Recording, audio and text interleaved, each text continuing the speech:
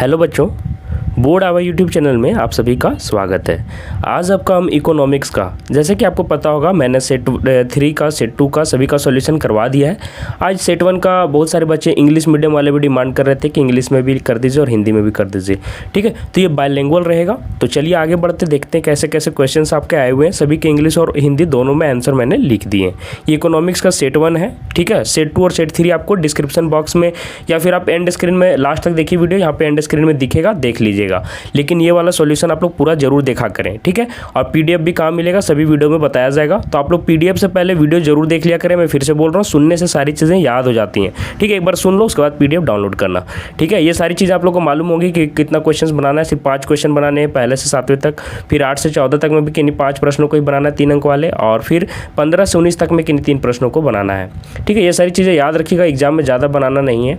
ठीक है, चलिए देखिए पहला क्वेश्चन क्या है कि एक कारखाने में औसत मजदूरी का पता लगाने के लिए कौन सा औसत उपयुक्त रहेगा। Which average will be suitable to find out the average wage in a factory. तो देखिए क्या हो जाएगा, तो माध्य सबसे उपयुक्त होगा। माध्य आप लोग को पता होगा एवरेज को ही कहते हैं, एवरेज को आप लोग माध्य भी कहते हैं। ठीक है, तो माध्य सबसे उपयुक्त मान होगा। देखिए इंग्लिश में क्या लिख देना है, mean will be the most suitable measure to find out the average wages in a factory. ठीक है, आगे देखिए सेकेंड क्वेश्चन क्या हुआ है। ठीक है, और आपको मैं बता दूं कि माध्य होता क्या है। माध्य होता है सभी प्रेक्षणों का योग। जितने भी आपके प्रेक्षण रहते हैं, जितने भी आपके टर्म्स रहते हैं, सभी टर्म्स को जोड़ दीजिए और जितने टर्म्स हैं, है ना, या जितने प्रेक्षण है उससे भाग दे दीजिए, या कुल प्रेक्षण। जैसे देखिए अगर 3, 4 और 6 है तो तीन प्रेक्षण है, 3 टर्म्स हैं, तो तीनों का यहाँ पे सम कीजिए, जोड़ कीजिए। 6, 4, 10, 3, 13 हो गया, तो 13 ऊपर जाएगा। और नीचे देखिए कितने टर्म है, 1 टर्म, 2 टर्म, 3 टर्म, तो 3 से या 3 प्रेक्षण से भाग दे दीजिएगा, तो यही आपका माध्य का वैल्यू दे देगा। ठीक है, आगे देखिए माध्य विचलन का एक दोष लिखना है। Right 1 demerit of mean deviation. चलिए देख लेते हैं। तो एक मुख्य दोष यह है कि वह श्रेणी के केवल चरम मूल्यों पर आधारित होता है ना। तो मीन डेविएशन में क्या होता है, ये सिर्फ चरम एक्सट्रीम वैल्यू के लिए ये आधारित होता है। आगे देखिए माध्य विचलन बीजीय उपचार में सक्षम नहीं है, मतलब कि माइनस और जो प्लस चिन्ह होता है बीजीय में, वो इसको कंसीडर नहीं करता, क्योंकि यह प्लस और माइनस संकेतों की उपेक्षा करता है। यही मैंने आपको बताया कि ये सभी चीज़ों पर ध्यान नहीं देता है। देखिए यहाँ क्या लिखा हुआ है, the greatest drawback of this method is that algebraic signs are ignored. जो अलजेब्रिक साइन होते हैं प्लस और माइनस, वो सभी इग्नोर हो जाते हैं, है ना, while taking the deviation of the atoms. ठीक है, याद रखिएगा। चलिए आगे देखिए लेस्पेयर का जो है ना, लेस्पेयर का कीमत सूचकांक का सूत्र आपको लिखना है। तो चलिए देख लेते हैं। तो right the formula for Laspeyres, है ना, प्राइस इंडेक्स नंबर। चलिए देखिए ये आपका फॉर्मूला हो गया, देख लीजिए ऐसे से लिखना है, और जिसमें से ये देखिए समेशन का डिनोट किया हुआ है। ठीक है, और ये सभी देखिए यहाँ पे जो लिखे हुए हैं। उसके बाद देखिए मल्टीप्लाई बाय 100, और ये टर्म्स कौन कौन से, चलिए नीचे मैं उसको मेंशन भी कर दिया हूँ। देखिए जो PI डॉट कॉमा T दिख रहा है, ये क्या है, प्राइस ऑफ करंट ईयर, चालू वर्ष, मतलब इसी वर्ष का कीमत, करंट ईयर, इसी वर्ष का कीमत। आगे देखिए दूसरा दिया है QIO, तो PIO देखिए नीचे है PIO, तो ये O से डिनोट किसको कर रहा है, बेस ईयर को। तो क्या हो जाएगा, प्राइस ऑफ बेस ईयर, आधार वर्ष की कीमत, जिसको आधार आप मान रहे हैं, बेस मान रहे हैं। और देखिए फिर QIO क्या हो जाएगा, क्वांटिटी ऑफ बेस ईयर, आधार वर्ष की मात्रा, जो क्वांटिटी है, जो मात्रा है वही। ठीक है, तो ऐसे करके लिखिएगा आप लोग एग्जाम में। आगे चलते हैं।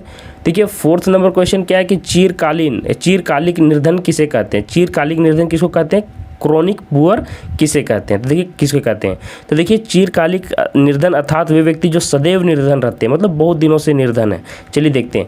जो लोग निरंतर गरीबी का जीवन जी रहे हैं और जो सामान्य रूप से गरीब है, लेकिन उनके पास थोड़ी सी राशि हो सकती है। उदाहरण के लिए आकस्मिक कृषि, मतलब बहुत थोड़ा सा काम है, बहुत ही कम काम है, को सामूहिक रूप से पुराने गरीबों के रूप में, या चीरकालीन, यहाँ लिख दीजिएगा ज़्यादा अच्छा रहेगा, चीरकालीन गरीबों के रूप में वर्गीकृत कर सकते हैं। आगे देखिए यहाँ पे इंग्लिश में क्या लिख देना है कि people who are leading constant lives of poverty, मतलब जो बहुत दिनों से कांस्टेंट लाइव्स ऑफ पॉवर्टी, बहुत दिनों से गरीबी का जिंदगी जी रहे पॉवर्टी का।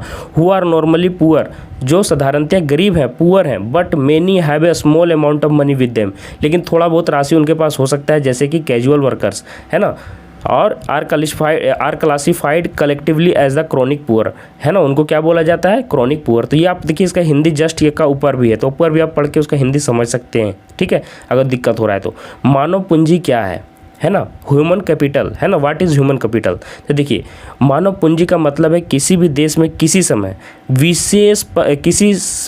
विशेष पर पाई जाने वाली कौशल, ठीक है,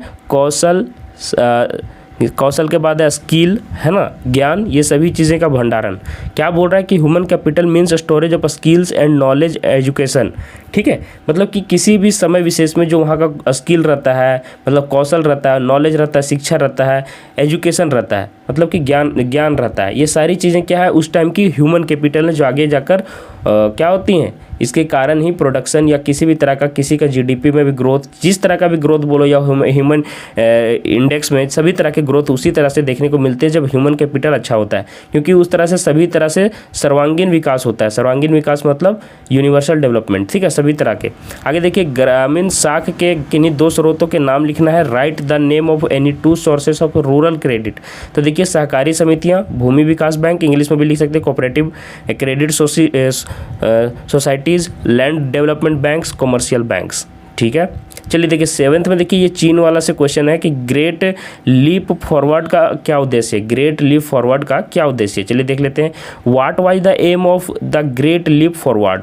तो देखिए क्या हो जाएगा कि अभियान का नेतृत्व चीन के तत्कालीन राष्ट्रपति और पार्टी के चेयरमैन माओ से तुंग ने किया था और उसका उद्देश्य तेजी से औद्योगिकरण मतलब इंडस्ट्रियलाइजेशन और सामूहिक कृषि के माध्यम से देश की कृषि आधारित अर्थव्यवस्था को उत्पादन में समाजवादी विधि से तेजी लाना था, है ना, तेजी तब्दील करना था। वो मतलब कि देखिए जो औद्योगिक और सामूहिक कृषि के माध्यम से वो क्या चाहता था कि अर्थव्यवस्था में क्या हो, तेजी आए, ठीक है।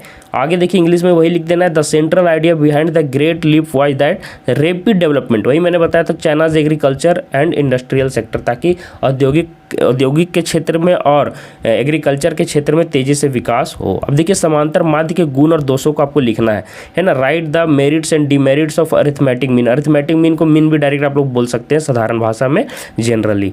तो देखिए गुण दोष निम्न है। तो पहले देखिए हम लोग गुण लिखते हैं। तो गुण देखिए क्या क्या है। पहला सरलता, सिंप्लिसिटी। अब देखिए इंग्लिश हिंदी मैंने यहाँ पे साथ में लिख दिया है। मेरिट्स ऑफ अरिथमेटिक मीन, है ना। Following are the main properties of arithmetic mean, है ना। देखिए सरलता मतलब सिंप्लिसिटी। क्या होता है देखिए समांतर माध्य गणना तथा उपयोग की दृष्टि से केंद्रीय प्रवृत्ति के सभी मापों में से सबसे सरल है। मतलब केंद्रीय जो देखिए कोई भी आपका जब डाटा दिया हुआ रहता है तो सेंट्रल टेंडेंसी को देखा जाता है कि कौन सबसे अच्छे से बता सक रहा है ना, कौन सबसे अच्छे से बता सक रहा है। तो सबसे सरल तरीके से मतलब कि जिसको कैलकुलेट करने में सबसे आसान हो वो होता है समांतर माध्य। तो वही यहाँ पे लिखा हुआ है सभी मापों में से सबसे सरल है। इसे साधारण व्यक्ति भी समझ सकते हैं कि कैसे इसको कैलकुलेट करना है। देखिए calculation and use of central tendency is the simplest of all measurements, even ordinary people can understand this. वही चीज़ मैंने यहाँ पे आपको समझा दिया है। अब देखिए सेकंड में निश्चितता, सर्टेनिटी। समांतर माध्य एक निश्चित संख्या होती है इसमें अनुमान का कोई स्थान नहीं होता।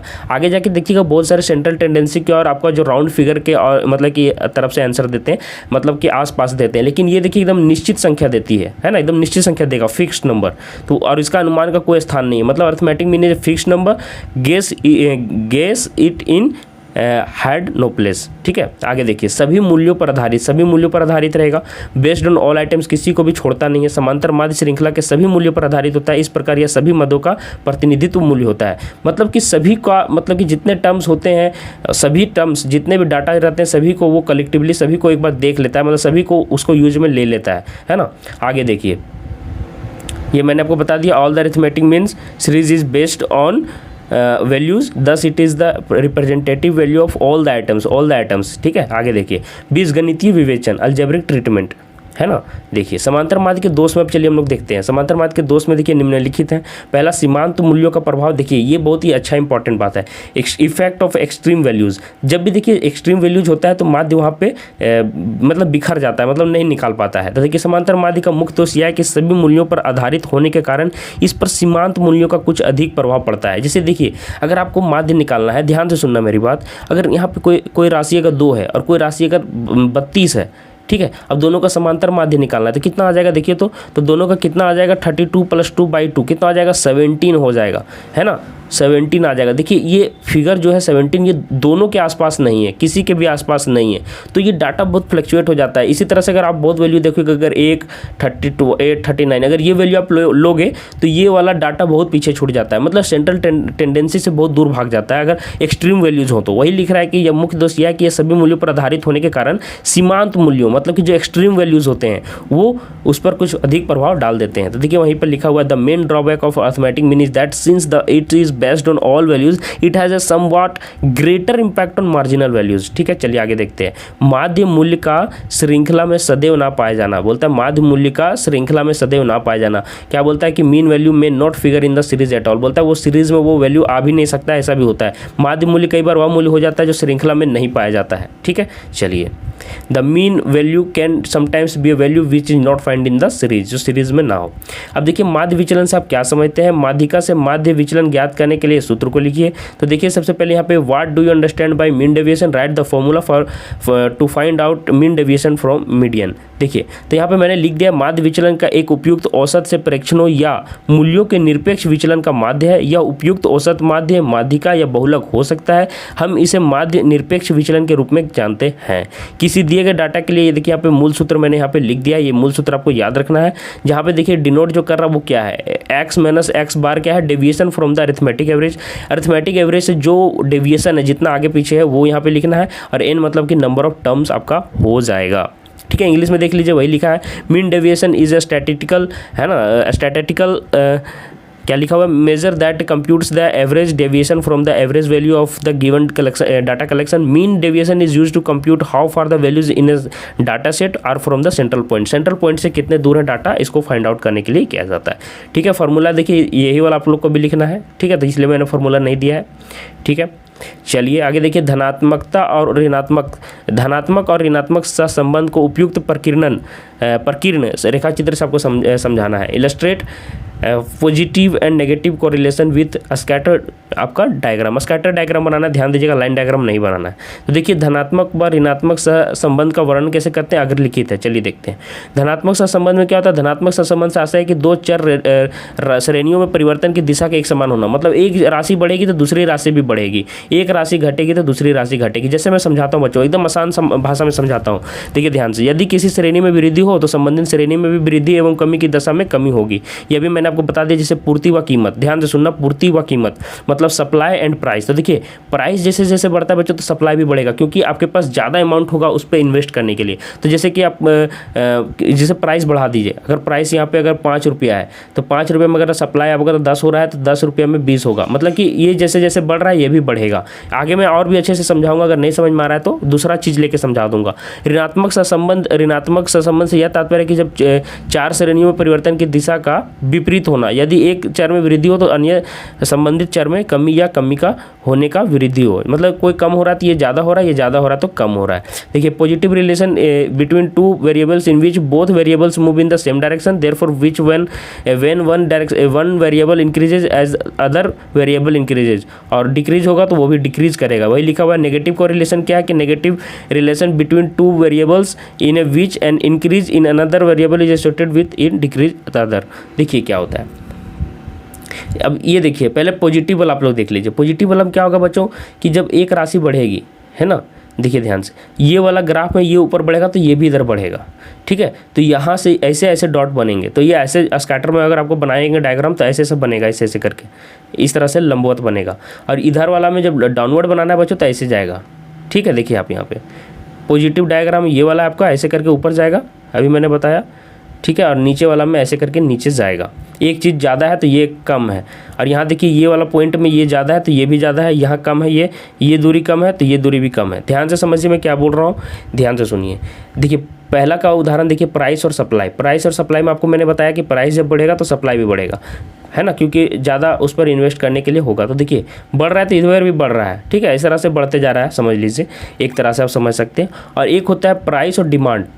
ठीक है, अब देखिए प्राइस बढ़ेगा तो डिमांड घटेगा बच्चों। देखिए प्राइस बढ़ रहा है, 20 से 30 हो रहा है, 40 हो रहा है, तो इधर 10 पीस से 8 पीस, 8 पीस से 6 पीस। तो ये देखिए ये जैसे जैसे बढ़ रहा है ये कम हो रहा है, तो ये नेगेटिव इम्पैक्ट को दिखाता है।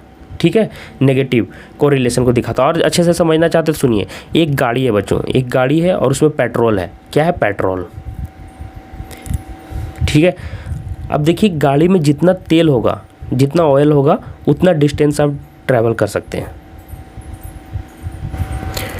तो आप समझिए अगर 2 लीटर तेल होगा तो आप 40 किलोमीटर जा सकते हैं, 4 लीटर तेल रहेगा तो 80 किलोमीटर जा सकते हैं, 6 लीटर तेल रहा तो कितना जा सकते हैं, 40, 80, है ना, फिर आप 40 किलोमीटर 120 किलोमीटर जा पाओगे। तो ये देखिए जैसे जैसे बढ़ रहा है ये भी बढ़ रहा है, तो ये हो गया पॉजिटिव रिलेशन। अब नेगेटिव रिलेशन देखिए कि कोको कोला का दाम बढ़ते जा रहा है, प्राइस और डिमांड देखिए।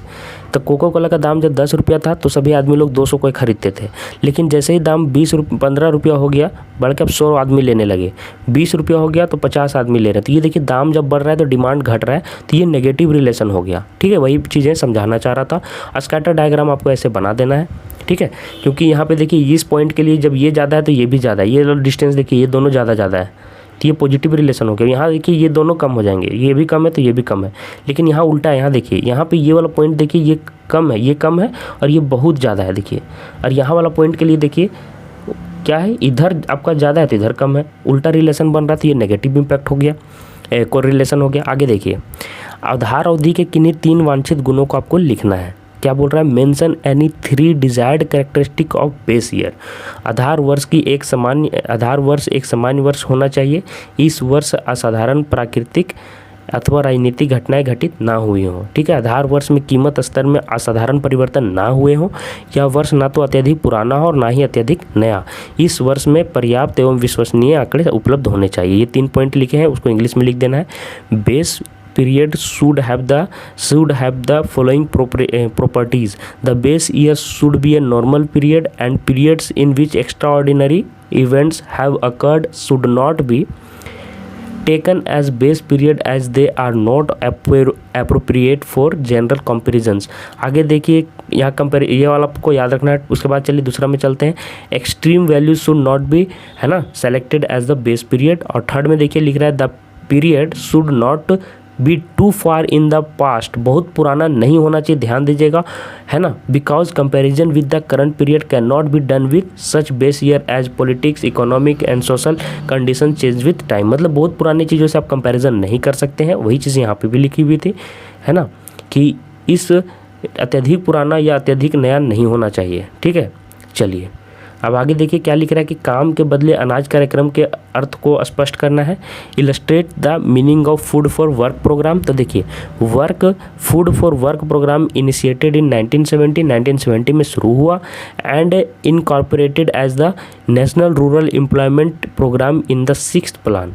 It started back in April 1977, है ना, 1977. The objective of the program was to provide additional resources so that the generation of supplementary wage, है ना, wages, employment and providing food security. क्या बोल रहा है देखिए यहाँ पे क्या क्या देना था, इसका पर्पस देख लेते हैं। एडिशनल ऑब्जेक्टिव क्या है इसका देख लीजिए, वाइज टू प्रोवाइड क्या एडिशनल रिसोर्स मतलब कि और भी अलग तरह की रिसोर्सेज देना, जैसे कि to such that the generation of supplementary wage के साथ में कुछ एक्स्ट्रा पेमेंट मतलब कि देना, बढ़ाना, प्रोवाइडिंग फूड देना, है ना, फूड सिक्योरिटी देना, मतलब कि निर्धारित करना कि इतना आपको फूड मिलेगा ही।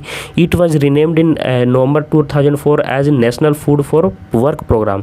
This programme was subsumed with the, है ना, subsumed with the national rural employment, क्या लिख रहा है कि guarantee act NREGA in February 2006। काम के बदले भोजन कार्यक्रम 1970 में शुरू किया गया और छठी, उसी का हिंदी यहाँ पे है, और छठी योजना में से राष्ट्रीय ग्रामीण रोजगार कार्यक्रम के रूप में शामिल किया गया। यह अप्रैल 1977 में वापस शुरू हुआ।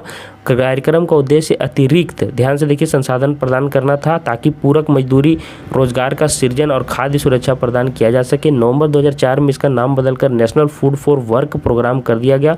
इस कार्यक्रम को फरवरी 2006 में राष्ट्रीय ग्रामीण रोजगार गारंटी अधिनियम एनरेगा में शामिल कर लिया गया। ठीक है, आगे देखिए भौतिक पूंजी और मानव पूंजी में कोई 3 अंतर लिखना था। Mention any 3 differences between physical and capital human capital. देखिए भौतिक पूंजी का तात्पर्य कंपनी की गैर मानवीय संपत्ति से है, जैसे कि संयंत्र और मशीनरी, उपकरण यहाँ पे थोड़ा सा काट दीजिए, कार्यालय की आपूर्ति आदि जो उत्पादन की प्रक्रिया में मदद करते हैं। मानव पूंजी से तात्पर्य कर्मचारी द्वारा संगठन में लाए गए ज्ञान, प्रतिभा, है ना, कौशल और क्षमताओं के भंडार से है आर्थिक और तकनीकी प्रक्रिया। तो एक बार इसको पढ़ लीजिए, उसके बाद देखिए यहाँ पे कंपैरिजन मैंने कर दिया है, comparison table between human capital and physical capital. यहाँ देखिए पैरामीटर ऑफ कंपैरिजन किस चीज़ में आप तुलना कर रहे हैं, यहाँ पे मानव पूंजी और यहाँ भौतिक पूंजी का आप कॉलम बना दीजिएगा। कॉलम बनाने के बाद देखिए पहला मैंने कंपैरिजन किया है मीनिंग पर, तो देखिए अर्थ पर मैंने किया है। अर्थ पर तो देखिए यहाँ पे देखिए तुलना का प्रकार मानव पूंजी, भौतिक पूंजी हिंदी मीडियम वाले। Human capital refers to the skill, talents, experience, abilities, preferences, manner of education expertise. और यहाँ देखिए भौतिक पूंजी में क्या लिखेंगे, physical capital refers to the man made resources with support the manufacturing process of goods and services it includes, है ना। सारी चीज़ें मैंने यहाँ लिख दी है, देख लीजिए, ठीक है।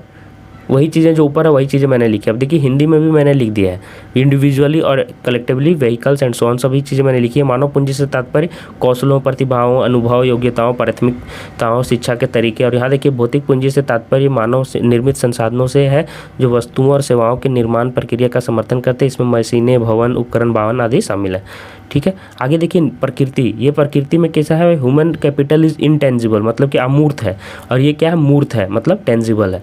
अगला देखिए फॉर्मेशन प्रोसेस, यहाँ पे निर्माण प्रक्रिया लिख दीजिएगा, निर्माण प्रक्रिया हिंदी में मैंने नीचे लिख दिया ऐसे। The formation process is not industrial, industrial नहीं है, जबकि ये इंडस्ट्रियल है, देख लीजिए, है ना, इंडस्ट्रियल, ठीक है। तो अब देख लीजिए निर्माण प्रक्रिया में लिखना है कि गठन प्रक्रिया औद्योगिक नहीं है, जबकि इसमें औद्योगिक है, ठीक है। चलिए अगला देखिए तनवा परियोजना क्या है, स्पष्ट करना है आपको। व्हाट इज तनवा प्रोजेक्ट, इलस्ट्रेट। तो देखिए तमिलनाडु वुमेन इन एग्रीकल्चर, तनवा was a project initiated in the late 1980s in Tamil Nadu to train women to in latest agriculture technique. देखिए ये एक तरह से आपका प्रोजेक्ट था जिसमें तमिलनाडु की जो वुमेन्स थी उसको क्या करना था, उसको लेटेस्ट एग्रीकल्चर टेक्निक और ऑर्गेनिक फार्मिंग की ओर इनिशिएट करना था, आगे बढ़ाना था, ठीक है। इट इनकरेज्ड है ना women to actively participate in raising agricultural productivity and family income with the accumulated savings. They promote small scale household activities. Small scale पर ये काम किया गया था, मतलब कि सभी को जितने भी स्मॉल स्केल पर काम होते हैं, जितने भी एक्टिविटीज़ होते हैं उनको बढ़ावा देना था ताकि ज़्यादा से ज़्यादा प्रोडक्टिविटी मिले, एग्रीकल्चरल प्रोडक्टिविटी और फैमिली इनकम भी इम्प्रूव हो। देखिए लाइक मशरूम कल्टिवेशन, मशरूम का कल्टिवेशन किया गया। सॉप मैन्युफैक्चरिंग, आप लोग भी कभी कभी देखे होंगे गाँव में ये कभी कभी होता है कि मशरूम कल्टिवेशन सिखाया जाता है, सॉप मैन्युफैक्चरिंग सिखाया जाता है, डॉल मेकिंग, ताकि एक तरह से स्मॉल स्केल बिजनेस है ये, ताकि ज़्यादा से ज़्यादा आपको मतलब कि प्रॉफिट हो और आप क्या कर सके, इनकम जनरेट कर सके और घर की आर्थिक स्थिति आपका फाइनेंशियली ठीक हो। तनवा का अर्थ देखिए उसी का हिंदी है। तमिलनाडु में कृषि कार्यों में लगी महिलाओं या तमिलनाडु सरकार द्वारा देखिए आधुनिक तकनीकों के द्वारा महिलाओं को कृषि में प्रशिक्षित करने के लिए शुरू किया गया। यह महिलाओं को कृषि उत्पादकता और पारिवारिक आय बढ़ाने में सक्रिय रूप से भाग लेने के लिए प्रेरित करता है। संचित भाव के साथ वे छोटे पैमाने की घरेलू गतिविधियों जैसे मशरूम की खेती, साबुन निर्माण, गुड़िया बनाने और अन्य आय सृजन गतिविधियों को बढ़ावा देते हैं। अब देखिए यहाँ से दीर्घ उत्तरीय प्रश्न आ गया है, ठीक है। हम थोड़ा सा मैं बता दे रहा हूँ कि न्यूमेरिकल इसमें इंक्लूड नहीं किया हूँ। न्यूमेरिकल के अलावा जितने भी क्वेश्चन हैं मैंने यहाँ पे करवा दिए हैं, न्यूमेरिकल आप प्रैक्टिस किए होंगे, ठीक है। चलिए देखिए निर्धनता के प्रमुख कारणों की व्याख्या कीजिए, explain the main causes of poverty. तो देखिए भारत में निर्धनता के कारण निम्न है। उसके बाद मैंने देखिए अशिक्षा का कारण दिया है, आप लोग एक बार पढ़ लीजिए। अशिक्षा क्या है कि सन 2021 की जनसंख्या के अनुसार अब तक 77% ही साक्षर है। इस प्रतिशत में व्यक्ति भी शामिल है जो मामूली रूप से लिख पढ़ सकते हैं, ठीक है। तो देख लीजिए भारत में पुरुषों की साक्षरता दर महिलाओं की है ना, तो इससे आपका क्या होता है, निर्धनता होती है। आगे देखिए उद्योगों की कमी, उद्योगों की कमी है। भारत में आदमी का प्रमुख उद्योग शहरी क्षेत्रों तक ही सीमित है, ग्रामीण क्षेत्रों में उद्योगों की उचित विकास नहीं हुआ है। तो ये भी आप देख सकते हैं। अभी प्रोत्साहन का काम चल रहा है, make in India, startup, skill India, तो वो सारी चीज़ें मैंने लिख दिया है, ठीक है। सामाजिक कारण भी लिखा है, देश में गरीबी के लिए जाति प्रथा, संयुक्त परिवार प्रथा जो होती है, संयुक्त परिवार प्रथा है, उत्तराधिकार के नियम, शिक्षा, मानव कल्याण, इस सबसे भी आपका गरीबी होता है, ठीक है। आप लोग पढ़िएगा एक बार घर में, मतलब PDF निकाल के, ऐसे मैं समझा दे रहा हूँ कि है क्या क्या। प्रौद्योगिकी का निम्न स्तर, यहाँ पे जो इंडस्ट्रियलाइजेशन है जो भी है वो बहुत ही निम्न तरीका का टेक्निक वेक्निक, ठीक है। देखिए कृषि तथा विनिर्माण क्षेत्र में परंपरागत उत्पादन तकनीक, वही मैंने बोला टेक्निक बहुत पुराना है, सभी इक्विपमेंट पुराने हैं। तो कृषि में जो एग्रीकल्चर में यूज़ किए जाते हैं वो तकनीक बहुत ही पुरानी है और प्रति उत्पादकता के स्तर को निम्न बनाए हुए। इससे क्या होता है, प्रोडक्टिविटी मतलब उत्पादकता बहुत कम होती है। कम उत्पादन होगा तो समझ रहे होंगे, और मेहनत ज़्यादा होगा तो देश नीचे जाएगा, मतलब कि ज़्यादा फायदा नहीं होगा गरीबों को, किसानों को, जिसके कारण गरीबी और अधिक गहन हुई है। वही चीज़ें लिखी हुई हैं, ठीक है। इसको ध्यान में रखते हुए भारत सरकार नई तकनीक ला रही है। देखिए श्रम की मांग और पूर्ति में असंतुलन, जब श्रमिकों की मांग कम होती है तो उनकी पूर्ति बढ़ जाती है इंडिया में, जो समस्त श्रमिकों को रोजगार उपलब्ध नहीं हो पाता और इस कारण बेरोजगारी में वृद्धि होती है। भारत सरकार ने इसको भी निर्धनता के कारण दूर करने के लिए भारत में स्वरोजगारों की संख्या बढ़ाने के लिए कई भरसक प्रयास किए हैं। जनसंख्या में तीव्र वृद्धि जो है जनसंख्या में बहुत ज़्यादा से ज़्यादा, और आप लोग देख सकते हैं है ना कि तीव्र वृद्धि हुई है, जिसमें गरीबी एवं बेरोजगारी की समस्या की गंभीरता और बढ़ गई है। 2.5 5% वार्षिक वृद्धि की दर से जनसंख्या का बढ़ना ग्रामीण श्रम पूर्ति की तीव्रता में वृद्धि करता है। वही सारी चीज़ें लिखी हुई हैं। ज़्यादा जनसंख्या बढ़ गया है, तकनीकी प्रशिक्षण में हम पीछे हैं, है ना। हम लोगों को कोई भी काम करते हैं तो उसका अच्छा स्किल मालूम नहीं है कि कैसे करना चाहिए, तकनीकी प्रशिक्षण में कमी है। उसके लिए शुरुआत की गई है स्किल इंडिया की, ताकि जो भी काम करना है उसका आप पहले अच्छे से जानकारी ले लो। अब देखिए, the main cause of poverty are rapidly rising population बढ़ना। India's population has steadily increase through the years, बहुत ही तेजी से बढ़ रहा है। During the past 45 years it has risen at a rate of 2.2% per year. देख रहे हैं रेट कितना है। आगे देखिए, which means on average about 17 million peoples are added to the country's population each year. This also increase the demand for consumption good tremendously.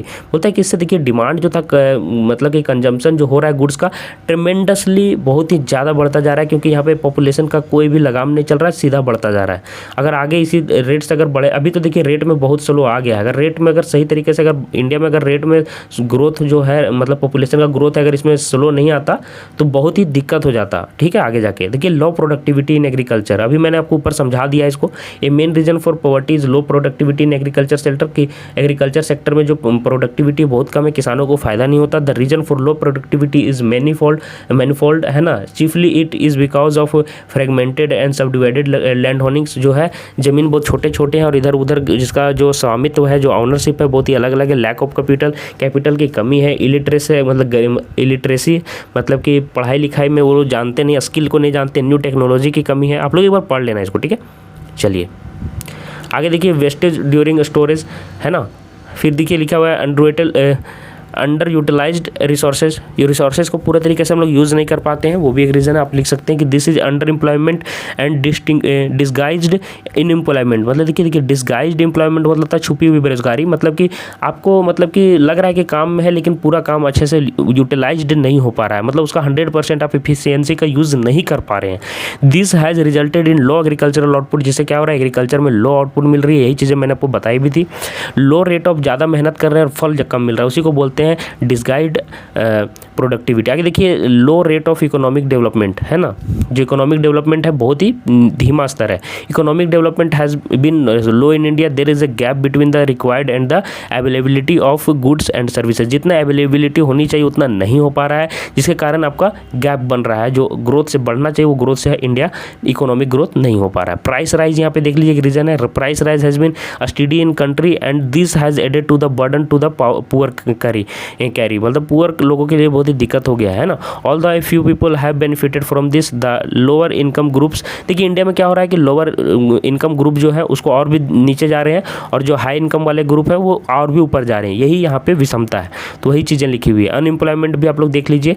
Unemployment is another factor causing poverty in India. The इवर increasing population, मतलब तेजी से जो बढ़ रहा है, ये मैंने ऊपर भी बताया था। पॉपुलेशन के कारण higher number of job seekers बढ़ गए हैं, अनएम्प्लॉयमेंट बढ़ गया है। अब देखिए, जैविक कृषि क्या है या धारणीय विकास को किस तरह से बढ़ावा देती है। What is organic farming, how does it improve sustainable development. देखिए, जैविक कृषि एक धारणीय कृषि प्रणाली है जो भूमि की दीर्घकालीन उपजाऊ शक्ति को बनाए रखती है। ये देखिए बहुत ही अच्छा क्वेश्चन है कि ऐसी कृषि की जा रही है जिससे कि आपका जो मिट्टी का जो उपजाऊपनता रहती है वो भी खराब ना हो, प्राकृतिक के साथ वो चीज़ें समन्वयित हो, मतलब कि सभी एक दूसरे के साथ चले, तथा उच्च कोटि के पौष्टिक खाद्य का उत्पादन करने के लिए भूमि के सीमित संसाधनों का कम उपयोग करती है। ठीक है, कम उपयोग हो रहा है।